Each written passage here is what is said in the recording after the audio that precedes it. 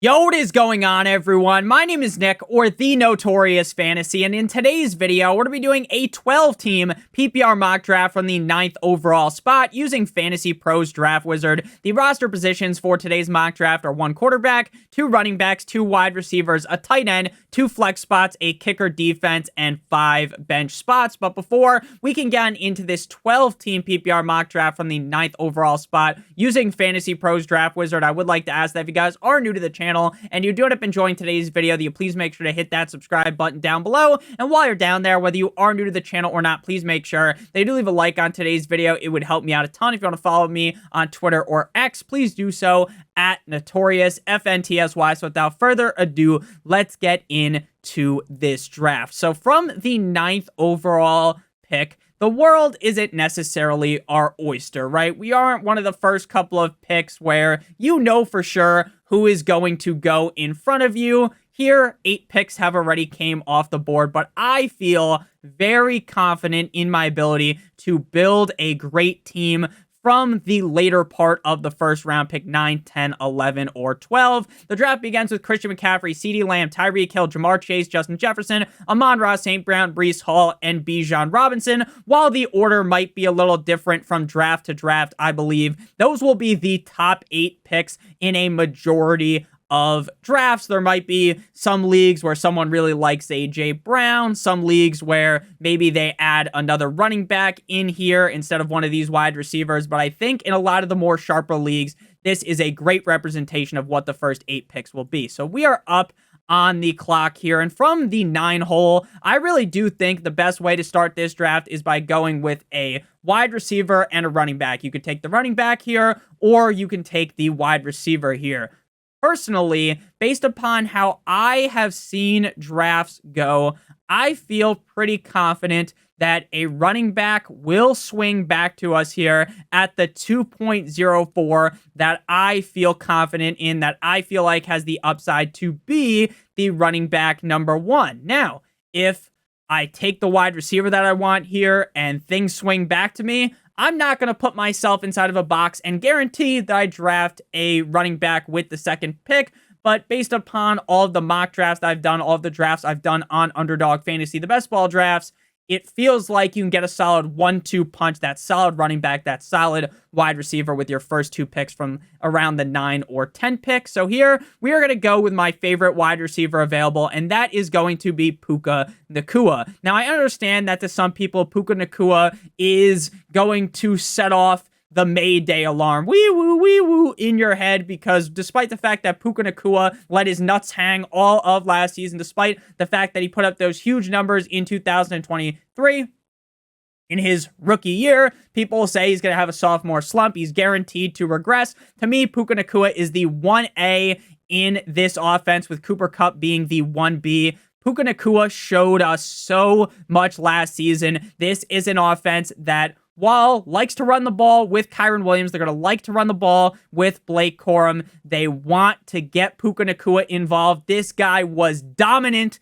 in the playoff game up against the Detroit Lions. While they did end up losing that game, Puka went off. I believe that Puka Nacua is the number 1 option on this offense, and despite the fact that Matt Stafford's wife seems a little bit suspect, I do know that Matthew Stafford loves to hook up with Puka Nacua all game long. Pause. I really do love Puka Nacua this season. I think that his targets are going to be hefty like the garbage bag all season long, and I really do think that Puka Nacua can do very similar, and if not even better than what he did last season, and I'm fine taking him in the first round after Puka Nacua, AJ Brown, Garrett Wilson, Jahmyr Gibbs, Marvin Harrison Jr., Drizzy Drake London, and Jonathan Taylor. So as I hypothesized earlier on, we are going to be able to get a running back that I love with this pick, and that is going to be Saquon Barkley. Now, people will point a lot of fingers at Saquon Barkley, saying that,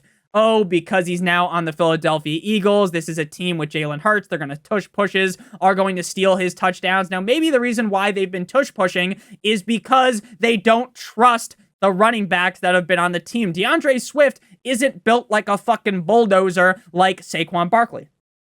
So I believe that while the tush push will still be prevalent, at times it's going to be frustrating as a Saquon Barkley owner when Jalen Hurts tush pushes his way into the end zone. But I do think without Jason Kelce, the tush push will be less effective. I understand that Saquon Barkley wasn't the best last year in New York, but really no one was because the Giants were a complete and utter dumpster fire. This is a much better situation. I think Saquon Barkley has that upside shot to be the running back number 1 in all of fantasy. Now, I don't have him in the same tier as Christian McCaffrey, Breece Hall, and Bijan Robinson, but you could make the argument that he belongs up there. Saquon Barkley has been a great player ever since he stepped foot in the NFL, and I think this change of scenery in an offense that is made to run the rock, I think Saquon Barkley could show out this year and just have a humongous season. After Saquon Barkley, Chris Olave, Devontae Adams, Josh Jacobs, Brandon Ayuk, Nico Cousin, Let's Go Bowling Collins, Derrick Henry, Jalen Waddle, Travis Etienne, Kyron Williams, Sam Laporta, Josh Allen, Travis Kelce, Devin 2 Chains, Michael Pittman, Wiki, DJ Moore, and Deebo Samuel. So based upon a lot of these mocks that I've done, it feels as though if you want one of those elite tight ends, Sam Laporta, Trey McBride, or Travis Kelce, in my opinion, you are going to have to pay up for Travis Kelce and Sam Laporta at the beginning to the middle of the 3rd round. And if you want McBride, a lot of the time he falls into the 4th round, which makes me like him a little bit more. But that's really just because he falls into the 4th round instead of the 3rd round. In a vacuum, I have them ranked Sam Laporta, Travis Kelce, then Trey McBride. Josh Allen comes off the board at the 303, first quarterback off the board. So if you want Josh Allen, just like if you want one of these elite tight ends, some of the time, Josh Allen will go as early as the late 2nd because the 2nd round feels a little bit suspect this year. Most of the time, though, early 3rd round for him. So we're back up on the clock here, and these drafts have been so wide receiver heavy early on in fantasy football drafts, and you will find that in the middle rounds of the draft, or I guess in rounds 4 or 5, which were technically partially early round. You might consider the 4th round an early round, but once you start to enter the late early rounds, the middle of the draft, you will find that there are a lot of running backs that a couple of years ago you would have seen go much higher because people were just smash drafting running backs at an insane rate. So we're back up on the clock here. Best wide receivers available: Mike Evans, DK Metcalf, Cooper Kupp, Devontae Smith. Best quarterbacks available, everyone aside from Josh Allen, and then Trey McBride is available at tight end. So if we do not select Mike Evans, we will fall into the range of guys like Metcalf, Cooper Kupp. Now, I like Cooper Kupp a ton, but I think it would be a little bit silly to draft both Cooper Kupp and Puka Nacua on the exact same team. Now, I am fine drafting multiple players on amazing offenses. I'm not going to sit here and say that the Rams are an amazing offense. They're a solid offense, but when you are in the 1st round, you're drafting your receiver in the 1st round and then your 2nd receiver in the 3rd round, you probably don't want them to be on the same team. Because if the Rams end up as a disaster in any given game, even if Puka and Cooper Kupp both pay off at ADP, which I believe they will, in that game, your battleship is going to be sunk, and it's a lot different based upon sunk cost, right? Because it's the 1st and the 3rd round pick. If you're stacking Tyreek Hill, and then, for instance, you draft Jonnu Smith with your last pick, it's a lot different, right?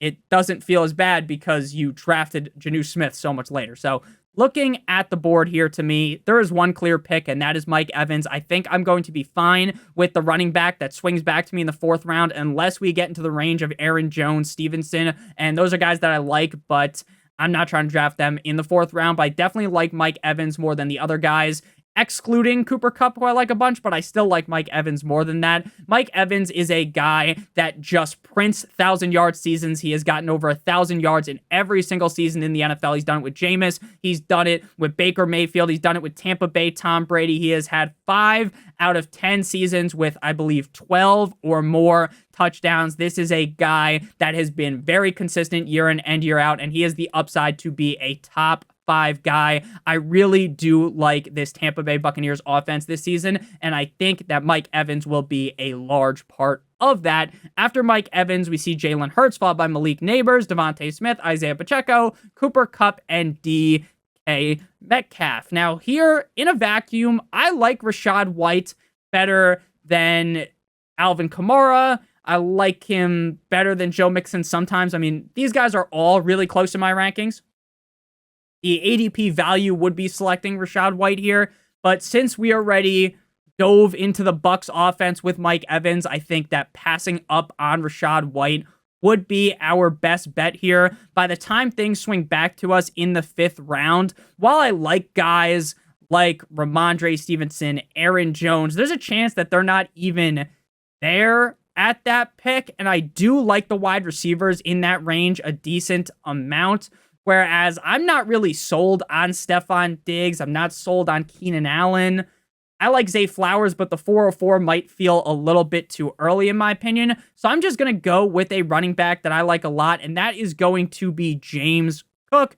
You went with Kamara, Joe Mixon here. I'm not going to judge you at all. James Cook has gotten incredibly unlucky with touchdowns in the past, last season especially. I understand that Josh Allen is a force to be reckoned with. He's a big motherfucker, and he is going to vulture touchdowns at points in the season, but James Cook is a player that is going to be catching more balls than Kimmy Granger, catching more balls than Angela White, right? This is a guy that has shown up in the past. Now, I know not all of the games have been the most consistent, right? Late in last season, he kind of dipped, ducked, and dived down. He was down bad, 5 fantasy points. Not the best, but the upside is there. I think there will be a lot more consistency this season, and if the touchdowns come his way, James Cook can be a league winner inside of the 4th round. So we're going to go with James Cook here. You can make the argument for Kamara, who I like a bunch.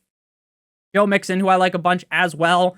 But we've taken Kamara in recent mock drafts. We've taken Mixon, so I think we're going to go the way of James Cook. I really do believe that you don't need to fully diversify every team, right? If you're doing 5 drafts, you don't need to draft Rachaad White in 1, Kamara in 1, Cook in 1, Mixon in 1, right? In this range, you could take, if you really like Alvin Kamara, you could take him 4 times, but I do think diversification is important to not go all in on one player, so I would sprinkle different guys here. So we're going to go ahead and go with James Cook. Could be the winning pick, could be the losing pick, right? If we missed out on Kamara or Joe Mixon, if they really outperform James Cook. But I do feel like these guys are in a similar pocket, a similar tier. And again, I think that James Cook has a lot of receiving upside in this offense, and I feel like he's the clear number 1 back. I don't think anyone is even comparable to him on his team. After James Cook, Rachaad with 2 A's, White, Pat Mahomes, Lamar Jackson, Joe Mixon, Alvin Kamara, Terry McLaurin, Kenneth Walker, Trey McBride, Amari Cooper, Stephon Diggs, Ramondre Stevenson, David Montgomery, Zay Flowers, Aaron Jones, T. Higgins, and Tank Dell. So we're back up on the clock here. Fantasy Pros is recommending that we select CJ Stroud, who I like a decent amount. But if we're being honest, what is really the difference between CJ Stroud, Joe Burrow, Dak Prescott? Now, you might argue Nick CJ Stroud's better than those guys.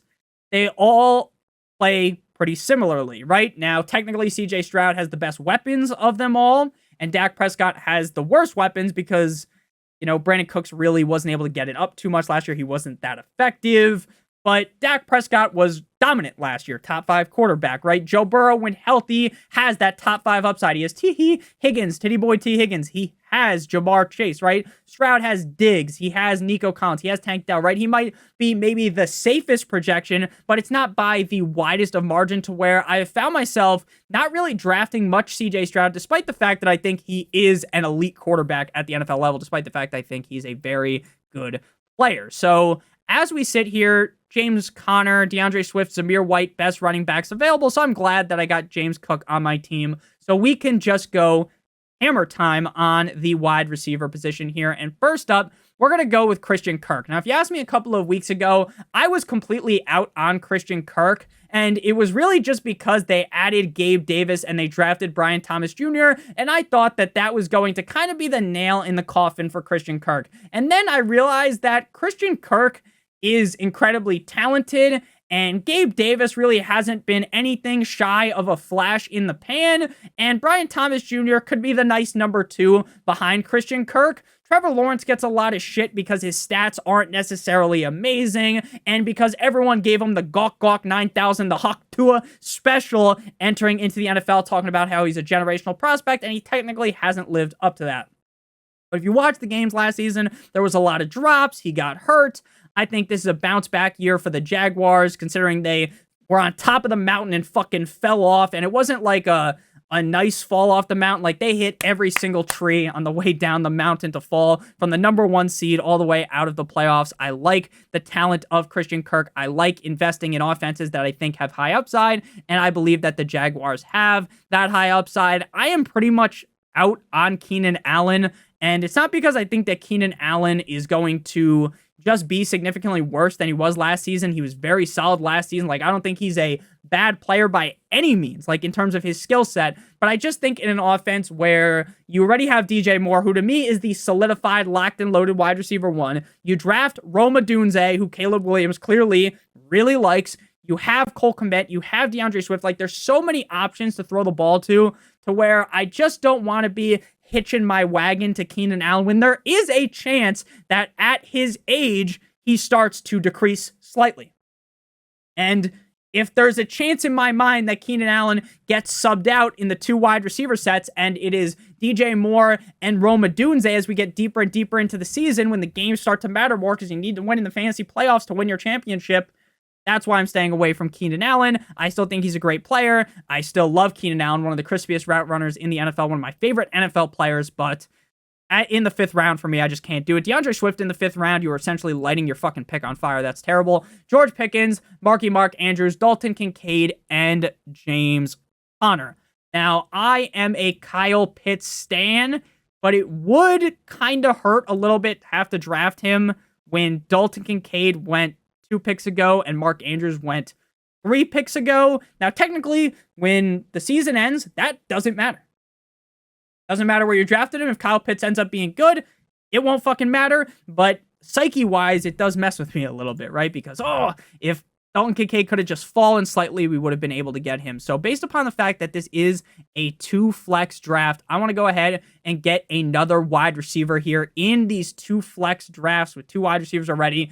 I am putting much more emphasis on the wide receiver position because I could start 4 at a time. I love Zamir White. I'm a Zamir White stan, but I know that there's a chance that he's that guy that we talk up because he got a solid end to a season, and then he starts the season as the Raiders lead back, and he's just simply not the guy that we saw last season. We've seen it time and time again. It's a tale as old as time, getting absolutely butt-fucked by a running back that you saw light it up for a couple of games. Then he's not that guy. I don't think that's the case, but there's other guys here that to me are a lot safer with pretty high upside. Ridley, Godwin, Deontay Johnson, Jaden Reed. I love Calvin Ridley. I really just cannot quit him. He had a huge case of the dropsies last year, but I think that this offense in Tennessee is going to want to pass the rock a bunch. This isn't the old regime with Mike Vrabel where they wanted to run the ball with Derrick Henry. I think this is a team that wants to throw. I think Calvin Ridley is way better than what we saw last season. And Calvin Ridley, because of where we drafted him, we're mad at him, right? But if you could have gotten him as the wide receiver 34, you wouldn't have been as mad, right? Now, obviously, he ended up being a bust, but he had a pretty quiet season for what he did, right? This guy had 1,000 yards, 76 receptions, and 8 touchdowns. But the way people talk about him is that he fucking sucked absolute donkey dick last season. So I like Calvin Ridley. I think the safest bet here would be Deontay Johnson, though. I like Chris Godwin, but again, I don't want to be just... And I didn't like him a bit ago, but I've started talking myself more into him. But I don't need to be doubling down on the Tampa Bay Buccaneers. Like, I just don't feel very confident in doing that. Even though I think the Bucs are going to be a good offense, I think it's kind of would be foolish to do that, to get 2 pass catchers from the exact same team. And that team isn't like the Dolphins, or say if the Lions had 2 elite wide receivers, right? That's just kind of how I think of things here. So we're going to go ahead and go with Calvin Ridley, even though he's a little bit more risky, in my opinion, than guys like Deontay Johnson. So after Calvin Ridley, Najee Harris, Jalen Warren, Javonte Williams, Zamir White, Zach Moss, Raheem, The Wet Dream, Mostert, Hollywood, Brown, Rashee Rice, Anthony Richardson, CJ Stroud, Tony Pollard, Chris Godwin, Kyle Pitts, Jordan Addison Ray, Deontay Johnson, and George Kittle, me Timbers. So we're up in the 7th round, and all of these quarterbacks I am fine with.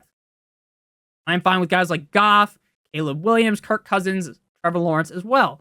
So I'm not necessarily fiending, scratching my face, thinking about that I need to pull the trigger on Joe Burrow. Now, I like Joe Burrow a ton. When healthy, he is one of the best quarterbacks in the NFL. He is one of the quarterbacks that gives us Chiefs haters, right? I think everyone's kind of tired, unless you're a Chiefs fan, of the Chiefs just running the league, back-to-back Super Bowls. He gives us that hope that, hey, maybe Joe Burrow and the Bengals can beat the Chiefs, right? I'm a Dolphins fan. We got rinsed.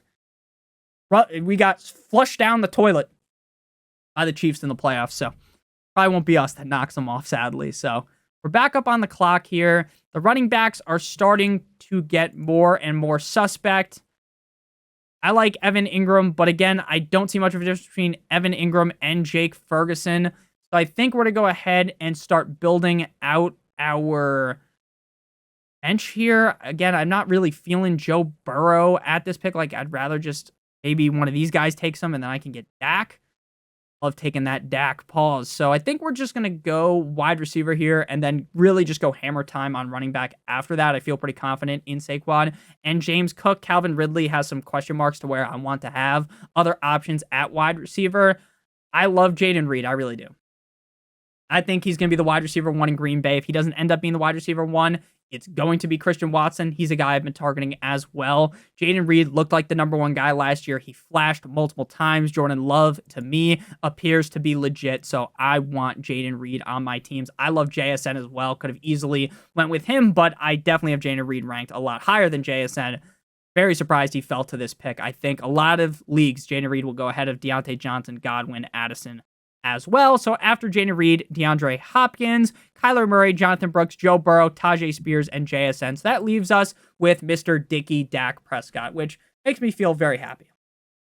Now, the Cowboys didn't do anything in the offseason to really address this offense. They take Tony Pollard, ship him off. He's gone. He's in Tennessee. And they bring in Fat Boy Zeke, right? They bring in Ezekiel Elliott, the Wookiee himself.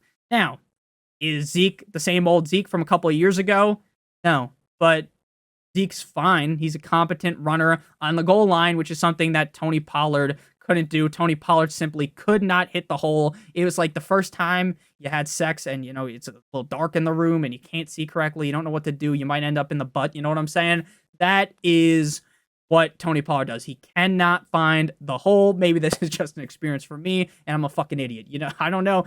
Not personal experience. Maybe it is, maybe it isn't. But Dak Prescott dominated last year, 50 Shades of Grey style, handcuffs. He went off. He's a guy that's going to run 50, 45, 55 times, get the 200 plus yards, get maybe 2 to 5 rushing touchdowns. And that is good enough when you have CeeDee Lamb, when you are in an offense that wants to throw the ball. Jake Ferguson's very solid as well. So Dak Prescott to me feels like a very safe pick with a ton of upside because we've seen the upside out of Dak Prescott before. And we saw exactly that last season. Now, Fantasy Pros says that's a steal in the 8th round. I don't necessarily think Dak falling to the 8th round is all that crazy.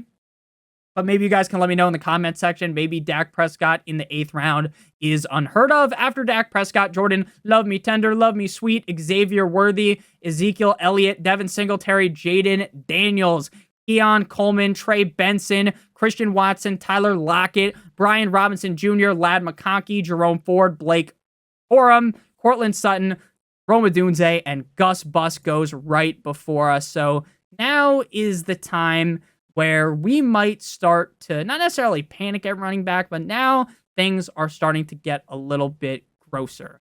Now, the fact that Evan Ingram has fallen this far is lunacy, but I do try to make these mock drafts relatively accurate, and I don't think in a majority of leagues Evan Ingram would still be here. Now, maybe I'm just some Evan Ingram Easy-E stan, but I think a lot of the time you're going to see Evan Ingram go ahead of Kittle. And again, it's the 9th round, so it feels very late for the tight end to have fallen this far. So I'm not going to take him. But realistically, if this was a real draft, right, where I don't give a shit if, it's kind of unrealistic. Well, it happened in the draft, so I'm just going to take him. In these mock drafts, I try to keep things a little bit more realistic. So Brian Robinson, not on the board. Austin Eckler is on the board. Now, Austin Eckler is an interesting pick because, to me, he's either going to be a 0 or he's going to be a hero this season. I could see him going out there and looking like he looked last season, having no explosiveness, not looking anything close to the Austin Eckler that we thought he would look like from previous years. There's also a chance that the Los Angeles Chargers offense was so limp dick that their coach, Brandon Staley, was such an idiot that everything went wrong, and that is why Austin Eckler wasn't successful. There's also a chance that Eckler is that guy from last year. Brian Robinson is the clear number 1 back, and Austin Eckler is just like returning kicks or something, or just used as a third down back. If something happens to Brian Robinson, I think that could propel Austin Eckler, even if he's kind of mid, to being a great pick. I am not going to write home about this pick. I'm not going to say that I think Austin Eckler is a great pick, a must-draft player. But, again, we've done a bunch of these mock drafts. I've never taken Austin Eckler.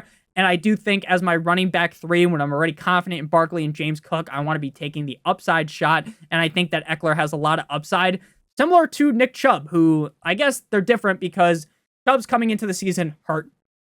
Could miss the first bunch of games of the season. Could not play this season. There's a chance of that. I don't think that is more than likely going to happen, but there is a chance of that, right?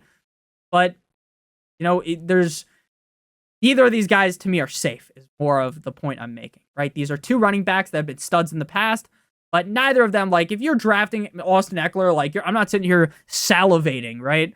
Like a dog when it sees some food, right? I'm not salivating here thinking about drafting Austin Eckler. I'm going to do it, but it doesn't feel the best. After we drafted Austin Eckler, Jacoby Myers, Chase Brown, Zach Charbonnet, Brian Thomas Jr., Kendre Miller, and 9-inch Nicholas Chubb. We're going to go tight end here. We're not going to take Ingram, even though technically I would. We're going to go with Jake Ferguson, get that stack with Dak, the Dak stack attack with Jake Ferguson and Dak Prescott. Jake Ferguson, to me, is the number 2 target on this team. Looked really very nice last season. Solid red zone threat for Dak Prescott, and matching my somewhat late round quarterback with my late round tight end favorite target feels like a match made in heaven here. After we went ahead and drafted Jake Ferguson, Jameson Williams, Evan Ingram, Curtis Samuel, Joshua Palmer, Ty Chandler, Jerry Jeudy, Marshawn Lloyd, Chuba Hubbard. 11th round opens with Mike Williams, Rico Dowdle, Josh Downs, Khalil Shakira, Caleb Williams, Jahan Dotson, Antonio Gibson, and Jaleel McLaughlin. So right now we have 5 wide receivers on the squad and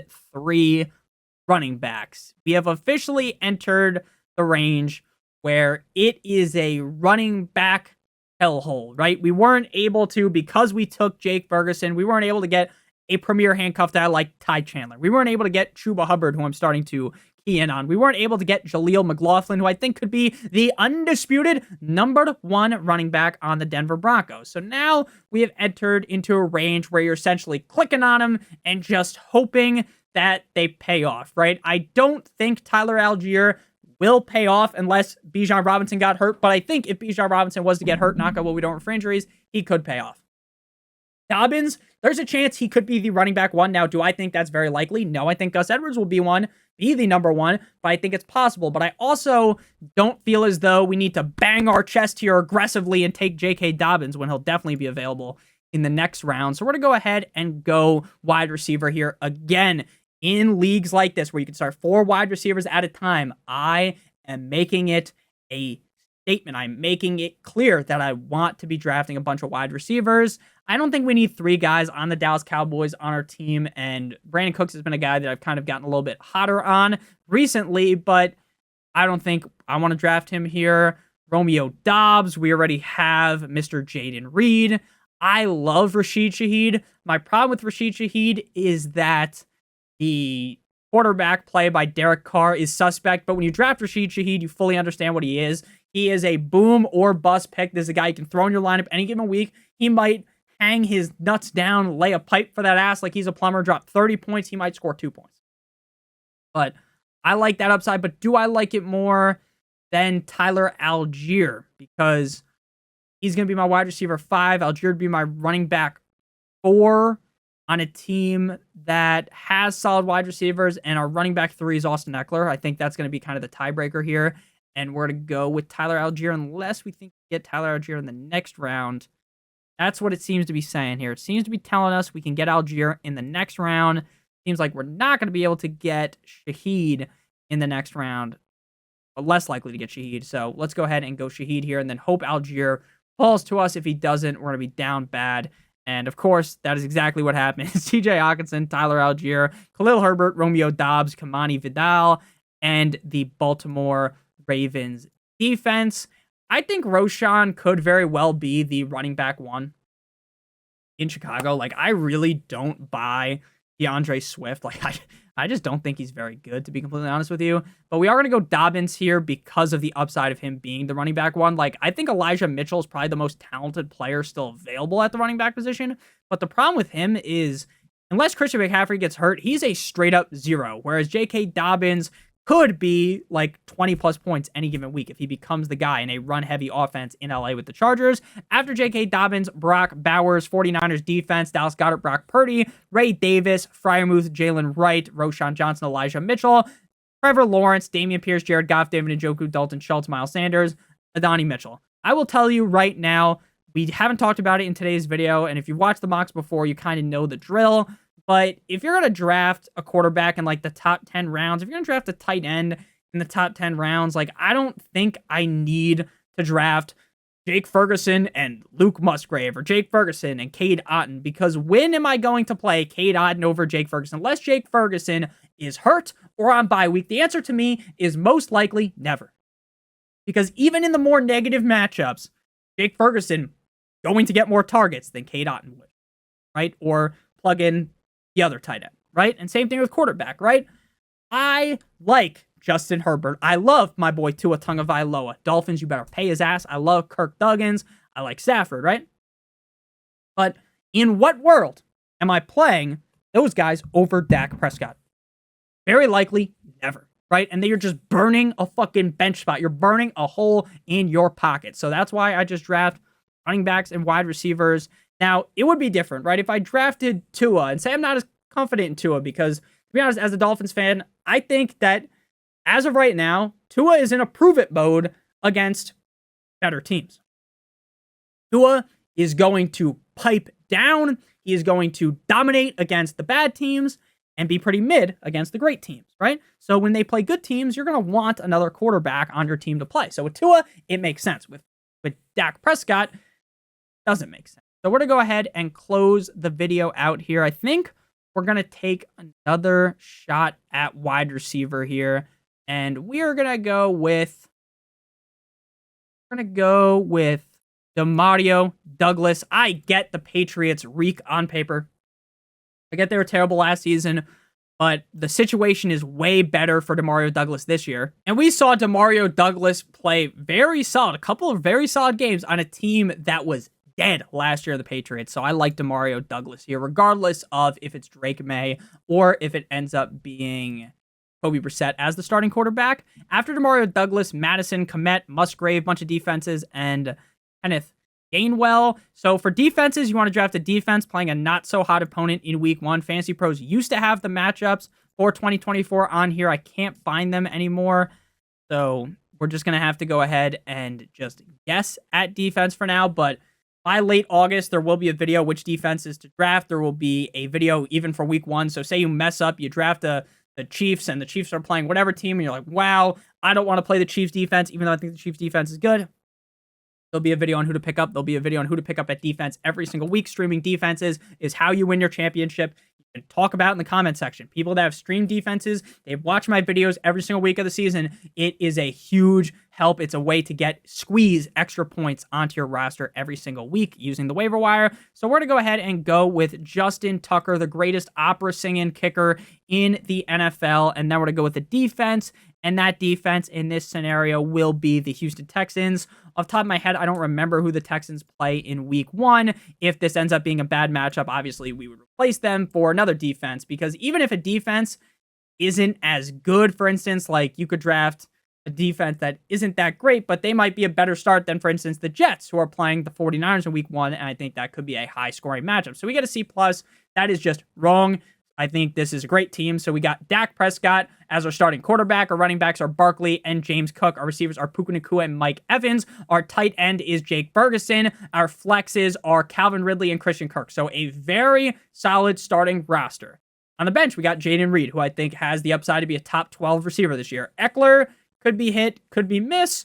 Fine drafting him where we got him. Rashid Shaheed, high upside receiver. J.K. Dobbins, high upside running back. And Demario Douglas, wide receiver of the New England Patriots. So let me know down below in the comment section what you thought about my team. Would you have made different picks in different spots? Love you guys all so much. Hope you have a great rest of your guys' day. Check out one of the videos on the screen if you haven't seen them already. Hit that subscribe button down below if you're new. Whether you are new to the channel or not, make sure you leave a like on today's video. Help me out a ton. Love you guys. Have a great one. As always, good boy.